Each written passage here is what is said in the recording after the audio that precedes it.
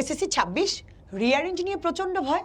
একটি নিয়ম শিখাবো এবং একটি টেকনিকের কথা বলবো। এই টেকনিকে তুমি 50টি রিঅ্যারেঞ্জ করতে পারবা। রিঅ্যারেঞ্জ কিন্তু কমন আসে না, কখনো হুবহুই আসে না। দেখা যায় অনেকগুলো পড়া লাগে, এর মধ্যে আসে। এখন আমরা না বাচ্চারা করি কি, 1 2 এটা এর 3 ওইটার 5 ওইটার 7 এরকম করে করে তাল গোল লেগে যায়। অথচ আমি আবার অনেকে দেখা যায় এরকম টেকনিকের সাথে পড়ে যে আগে জন্ম দিবা, তারপরে মৃত্যু দিবা, হ্যাঁ, মাঝখান দিয়ে বিবাহিত জীবন দিবা। এর মধ্যে কিন্তু এলোমেলো হয়ে যায়, এভাবে কিন্তু আসলে হয় না। সো আমি তোমাকে যে টেকনিকের কথা বলবো এইটাই হচ্ছে সবচেয়ে শ্রেষ্ঠ টেকনিক এবং বেস্ট, এবং তোমার রিঅ্যারেঞ্জ কমন পড়বেই। আমার কোর্সের যত স্টুডেন্ট আছে ওদেরকে পিডিএফ দিয়ে দিয়েছি, ওরা ওইভাবেই পড়েছে, অলরেডি টেস্টেও কমন পেয়েছে, তোমরাও পাবে। ঠিক আছে? সো চলো আমি একটু শেয়ার করি কিভাবে তুমি 50টা রিঅ্যারেঞ্জ একসাথে পড়তে পারো এই টেকনিকের মাধ্যমে। ঠিক আছে, চলো। এই যেমন ধরো ময়মনসিংহ বোর্ড, না সরি ময়মনসিংহ না, আমি দিনাজপুর বোর্ড নিব। হ্যাঁ, এই যেমন ধরো দিনাজপুর বোর্ড 2025, আমি এটা নিতে চাই। এটা এখন আমি তোমাকে পড়ে বুঝাবো। যেমন প্রথমত আমরা দেখব যে কোনো কিছুর আগে হয় ওয়ান্স আপন আ টাইম থাকবে, অথবা ওয়ান্স থাকবে, হ্যাঁ, অথবা দেয়ার ওয়াজ থাকতে পারে, অথবা have you hear the name of, এরকম থাকলে এই ওয়ার্ডগুলো, বা মেনি ইয়ার্স এগো এরকম যদি থাকে, ওয়ান্স আপন আ টাইম, এই জিনিসগুলো একদম প্রথমে আমরা দিই, তাই না? এরকম কোনো গল্প হইলে বা কোনো ব্যক্তির নাম হইলে। সো আমরা এখানেও দেখবো এরকম সেম, এটা হচ্ছে একদম প্রথমে আমাদের মনে রাখতে হবে। তার পরবর্তীতে আমরা ধাপে ধাপে যাব। তবে সবচেয়ে মজার ব্যাপার কি জানো, যদি আমাদের কিন্তু কিচ্ছা, গল্প, গান, বিজ্ঞাপন মনে থাকে খুব ভালো, আমরা যদি এটাকে পড়া মনে না করি, আমরা যদি এটাকে চিন্তা করি একবার আমি পড়বো একটা গল্প, একটা কাহিনী, একটা সিনেমার গল্প আমি মনে রাখছি, জাস্ট এরকম করে যদি ভাবি, আমাদের ব্রেন হচ্ছে ও সবচেয়ে বেশি ফাঁকিবাজ, জানো? ওরে তুমি যত রিল্যাক্স দিতে চাইবা, ওরে যত ইজি করে দিবা, ওরা নিতে পারে। তুমি যখনই জটিল ভাববা, তোমার ব্রেন না তোমাকে ওই দিকে নিতেই চাইবে না, দূরে দূরে রাখবে। আমার বেলায় এমন হয়, কোনো একটা কিছু নিয়ে রিসার্চ করতে বসি, যখন আমার ব্রেন আমাকে সিগন্যাল দেয় যেটা অনেক কঠিন, তখন না আমি এটা নিয়ে কাজ করতে পারি না, আমার অনেক প্যারেশানি লাগে। কিন্তু যখন আমার মনে হয় আর এটা এমন কিছুই না, কি একটু চেষ্টা করলেই হয়ে যাবে, তখন দেখি যেটা পারি। তার মানে ওকে জাস্ট কুল রাখতে হয়, ওরে কোনো চাপ দেওয়া যাবে না। সো চলো তোমরা ব্রেনটাকে চাপ না দিয়ে, আজকে যারা এখনো পর্যন্ত কোনো রিঅ্যারেঞ্জ পড়ো নাই, আজকেই তুমি রিঅ্যারেঞ্জটা করতে পারবা। সো প্রথমে আমাকে এটার গল্পটা আমি জেনে নিব, এটার বাংলাটা। তো তখন তুমি বলতে পারবে আমি বাংলা কোথায় জানবা? আমার কোর্সের সবাই তো জানে, এই যে আমি বাংলা বলে দিচ্ছি, একদম সুন্দর করে বাংলাটা আমি সিরিয়ালি সাজাই দিছি গল্পের মতো করে, জাস্ট একবার পড়বো আমরা। দেখো, তোমরা সবাই বেগম রোকেয়া সাখাওয়াত হোসেনের নাম শুনে থাকবে, জাস্ট একবার রিডিং পড়লাম। তিনি 1880 সালে রংপুরের পায়রাবন্দ গ্রামে জন্মগ্রহণ করেন। খেয়াল করো, 1880, ঠিক আছে? সো 1880-র পরবর্তীতে আমরা যদি একটু দেখি, হ্যাঁ, তারপরে হচ্ছে 1898 সালে খান বাহাদুর সাখাওয়াত হোসেনের সাথে তার বিয়ে হয়। এরপরে 1902 সালে তিনি তার সাহিত্য জীবন শুরু করেন। 1908 সালে তিনি তার বিখ্যাত রচনা সুলতানার স্বপ্ন। 1909, এর পরবর্তীতে আমরা গিয়ে দেখছি, হ্যাঁ, একদম সালগুলো পরপর আসছে। এখন এটা কি তোমার দ্বিতীয়বার? বেগম রোকেয়া 1908 সালে, 1880 সালে, দরকার আছে? একবারে কিন্তু ব্রেন ক্লিক করেছে যে সালগুলো পরপর আসবে। একদম প্রথমে তোমরা সবাই বেগম রোকেয়া সাখাওয়াত হোসেন নাম শুনে থাকবে, have you hear the name of Begum Rokeya Sakhawat Hossain, that's it, এরকম থাকবে। এর পরবর্তী 98, তারপরে 1902, 1908, পরপর ক্রমান্বয়ে 1909 পর্যন্ত এসেছে। আসার পর তার স্বামীর মৃত্যুর 5 মাস পর তিনি 5 জন শিক্ষার্থী নিয়ে একটা সাখাওয়াত মেমোরিয়াল বালিকা উচ্চ বিদ্যালয় শুরু করেছিলেন। তারপরে হচ্ছে এই বিশিষ্ট মহিলা 1932 সালে শেষ নিঃশ্বাস, মৃত্যুটা আমরা পরেই দিব, আগে নিশ্চয়ই দিব না। সো চলো আমি বাংলাটা জানি, এবার আমি দেখবো আমরা পারি কিনা। ঠিক আছে, একদম কমন। সো এখানে আছে আমার কাছে যতগুলো, আমরা একটু দেখবো। শি ওয়াজ ম্যারিড, এই যে দেখো, all of you have heard the name of Begum Rokeya, all of you have heard, তোমরা নিশ্চয়ই শুনে থাকবে বেগম রোকেয়া সাখাওয়াত হোসেনের নাম তোমরা শুনে থাকবে, 1 নম্বর। আচ্ছা, এই তো পেয়ে গেলাম 1880, আর দরকার নেই যে পায়রাবন্দ রংপুর, এমনিও বোঝা যাচ্ছে। 2, এরপরে তার বিয়ে হয়েছে। সো কার সঙ্গে তার বিয়ে হয়েছে? তার হাজব্যান্ডের সাথে, তাই না? 1898 সালে।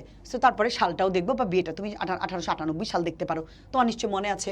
কোথায় 1898, এই যে সাখাওয়াত হোসেন, এই যে শি ওয়াজ ম্যারিড। সো এটা হচ্ছে 3 নম্বর, তাহলে 1 2 3। এবার 1898 এর পরে আছে 1902 সালে তিনি সাহিত্য জীবন শুরু করেন, এই যে 1902, পরপর সাল, ঠিক আছে? এই যে 2 গেল, 4, 2 এর পরে আছে 1908 সালে তিনি তার বিখ্যাত রচনা সুলতানার স্বপ্ন, গেল 5। তো সুলতানার স্বপ্ন রচনা করেন, এরপরে তার হাজব্যান্ড মারা যান। মারা যাওয়ার পরে তিনি বেগম ওই যে কি বলে সাখাওয়াত হোসেন মেমোরিয়াল স্কুল শুরু করেন। সো আমরা একটু দেখবো, এই জায়গায় হচ্ছে 1808-এর পরে, এই যে 1909, এই যে হার হাজব্যান্ড ডাইড, এই যে তার হাজব্যান্ড মারা যায়। আচ্ছা, 1908-এর পরে কি আছে, তার হাজব্যান্ড মারা যায়। তো কত সালে? 1909 সালে। এই যে সাল দেখি বোঝা যাচ্ছে, আর কিচ্ছু দরকার নেই। জাস্ট একবার যদি এটা পড়ে, এটা কি দুইবার তোমার দরকার আছে? আর দ্বিতীয়বার মুখস্থ করার ব্রেনে কিন্তু পরপর পরপর সেট আপ হয়ে যাচ্ছে। সো গেল এটা 6। তারপর যদি দেখি 7 নম্বর হচ্ছে আফটার 5 মান্থস, 5 মাস পর তার স্বামীর মৃত্যুর, এই যে আফটার 5 মান্থসে তারপরে তিনি এস্টাবলিশ করেন এই যে স্কুলের নামটা, হ্যাঁ, সাখাওয়াত মেমোরিয়াল স্কুল। সো এটা হচ্ছে 7। তারপরে this distinguished women breathed her last in, দেখো ডাইট বলতে পারি, এখানে ডাইট বলেছে তার হাজব্যান্ডের বেলায়, তারপরে ওখানে বলেছে breathe her last. Breathe her last মানে হচ্ছে শেষ নিঃশ্বাস ত্যাগ করা, একই কথা, সিনোনিম ওয়ার্ড ব্যবহার করেছে 1932 সালে। তাহলে ডিস্টিংগুইশড মানে কি? ডিসগাস্ট একটা আছে, সেটা মানে হচ্ছে ছদ্মবেশ ধারণ করা, আর ডিস্টিংগুইশড মানে হচ্ছে মহিয়সী, বিখ্যাত, হ্যাঁ, ওইরকম আর কি বোঝায়। সো এই মহিয়সী নারী। সো বিপরীতটা হচ্ছে 8 নম্বর। এইটা কি তোমার দ্বিতীয়বার লাগবে? এখন এটা কোত্থেকে পাইলে? এগুলো এলোমেলোই আছে। যদি শুধু বাংলাটা তোমার কি, আমি বাংলাটা স্টুডেন্টদের জন্য সিরিয়ালি সাজাই দিছি, একদম 2015 থেকে ধরে 2025 পর্যন্ত, ব্যতিক্রম যা আছে সব আছে এই জায়গার মধ্যে। এগুলো পড়লে ইনশাল্লাহ একটা তুমি কমন পাবাই, পাবা রিয়ারেঞ্জ। কয় মিনিট লাগছে আমি তোমাকে বুঝাইছি দেখে, তুমি খালি একবার বাংলাটা পড়বা আর একবার এখান থেকে 1-2 করে মিলাইবা, পিডিএফ ডাউনলোড করে, দ্যাটস ইট। ঠিক আছে? আমি যদি তোমাকে আরও একটা দেখাই, এই যে ধরো, এই যে ফ্রান্সের রাজা নেপোলিয়ন ছিলেন একজন মহান বীর। একদিন তিনি সমুদ্রের তীর ঘেঁষে হাঁটছিলেন, হঠাৎ তিনি একটি বিস্ময়কর ব্যাপার লক্ষ্য করলেন। দেখো একবার পড়ে যাচ্ছি, জাস্ট আমি বাংলাটা সাজাই দিছি ওইভাবে। এক ইংরেজ বালক একটি ছোট্ট নৌকা তৈরি করছিল। খেয়াল করো, ফ্রান্সের রাজা নেপোলিয়ন মহান বীর, তিনি একদিন সমুদ্রের তীরে হাঁটছিলেন, একটা ব্যাপার লক্ষ্য করলেন। এক ইংরেজ বালক একটি ছোট্ট নৌকা তৈরি করছিল। রাজা তাকে জিজ্ঞেস করলেন, বালককেই জিজ্ঞেস করলেন যে তুমি কেন নৌকা তৈরি করছো? তাহলে বালক নিশ্চয়ই উত্তর দিবে। দেখো লাইনগুলো কিভাবে সিকোয়েন্স মেনটেন করছে। বালক বলল, আমি সাগর পাড়ি দেবো এবং বাড়ি যাব। এটি শুনে নেপোলিয়ন বালকটির প্রতি স্নেহপরায়ণ হন। তারপর বালকটিকে তার মায়ের কাছে পাঠানোর সকল বন্দোবস্ত করেন। ওকে, চলো আমরা একটু দেখি এটা আমরা কিভাবে করতে পারি। একটা মিস আছে এইখানে আমার, হ্যাঁ, মানে আমি এটা পরে বুঝাই দেবো না তোমাকে। ওয়ান ডে দেখলেই দিতে হবে এমন না, ওয়ান ডে কিন্তু না, ওয়ান্স আপন আ টাইম। ওয়ান ডে মানে একদিন। সো এই জায়গায় আমরা দেখবো এখানে রাজার কথা। রাজা কি করেছেন? Napoleon the king of France was a great hero, মহান বীর ছিলেন। সো 1 নম্বর। এরপরে একদিন তিনি হাঁটছিলেন, তাহলে একদিন মানে ওয়ান ডে, এই যে একদিন মানে ওয়ান ডে, আর কিচ্ছু জানার দরকার নেই। একদিন তিনি হাঁটছিলেন সিশোর, সমুদ্রের তীর ধরে, যে ওয়াকিং। সো 2, কিচ্ছু পারো না, ওয়ান ডে মানে একদিন, এটুকু তো আমরা সবাই জানি। একদিন হাঁটছিলেন, হঠাৎ একটা বিস্ময়কর ব্যাপার তার চোখে পড়লো। সো কি বিস্ময়কর ব্যাপার? ওয়ান্ডারফুল থিং, বিস্ময়কর ব্যাপার, আর কিচ্ছু দরকার নাই। সো এটা গেল 3 নম্বর। তারপরে তিনি বিস্ময়কর ব্যাপারটা কি ছিল? একটা ছোট্ট বালককে নৌকা তৈরি করতে দেখছিলেন। তাহলে উনি কি দেখলেন? An English boy was making a small boat. English boy small, ছোট্ট একটা নৌকা তৈরি করছিল। গেল 4 নম্বর। তৈরি করার পরে তিনি বালকটিকে মানে জিজ্ঞেস করলেন, তুমি এটা কেন করছো? সো জিজ্ঞেস করা মানে কি? দ্য কিং আস্কড, রাজা জিজ্ঞেস করলেন, আর দরকার নেই। He was making such a small boat, why he was making, কেন সে তৈরি করছে।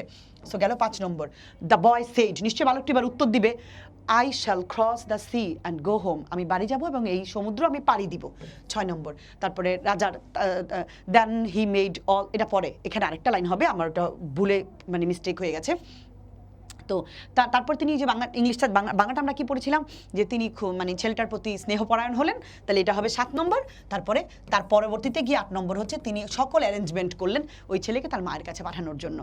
একবার বাংলাটা পড়ার পরে তুমি এটা পারবে না। এই সিস্টেমে কতক্ষণ লাগবে? 50টা পড়তে 50 মিনিট, আমি বলি 1 ঘন্টা, সর্বোচ্চ 1.5 ঘন্টা, শেষ। কিন্তু তুমি যখন 1, 2, 3, 4, 5, এর 3, 5-এর 6, B-এর 7 এভাবে করলে মনে থাকে না। চেষ্টা করে দেখো, আমার স্টুডেন্টরা অনেক বেনিফিট পেয়েছে এটা দিয়ে। সো চাইলে কিন্তু তুমি ওইটা পারো। সো আমি এভাবে দিলাম, আমাদের কোর্সে অবশ্যই PDF তুমি পেয়ে যাবা। ভালো থাকো সবাই, সবার জন্য শুভকামনা।